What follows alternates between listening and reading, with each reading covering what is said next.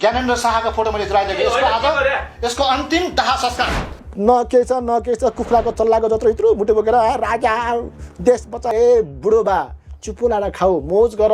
अब के छ तिमी बुढो भइसक्यौ। दुर्गा परसाई, ज्ञानबहादुर साई, राजेन्द्र लिगदेन, बालेन हर्क, कमल थापा, रविन्द्र मिश्र, जोसुके रैतीजीहरू रैतीहरूलाई पनि हामी देशबाट निकाला गर्छौँ। आज केपी शेरे प्रचण्डहरूले चप्पल पड्काउँदै गाउँबाट आएको थियो। आज ठुल्ठुलो महल बनायो भन्ने त्यो ज्ञानबहादुरहरू, ठगबहादुरहरू, लुटबहादुरहरू, चोरबहादुरहरू, थाङ्ने बहादुरहरू हो नि त। आज आफ्नै घर बनायो, आफ्नै गाडी छरे। बेकार यो कोही घन्टी बजाउँदै, कोही ठुट्टिया हलो पड्काउँदै जोत्दै, कोही तपाईँको कहिले न मैलेको त्यो बुढो ढल्न खोजेको रुखको चारीमा बस्दै, तापै नआउने घाममा बस्दै हुनेवाला केही छैन होइन। त्यसैले सबै आउने साँच्चीकै देशमा आउने हो भने अबको 10 वर्ष महान नेता प्रचण्डलाई साथ देऊ, देश बन्छ। त साला भेडा हनुमान त रैती भनेर हाले पनि त्यो मान्छे भन्दैन। मैले पटक मागेको छु, त्यो मान्छे नै होइन नि त।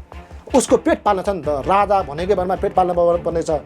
केपी ओली आइलेबी भनेकै भरमा उसको जीविका चलाउनु छ। शेरबहादुर दाई आर्जु भाउजू भन्दै उसको लाइफ बनाउनु छ।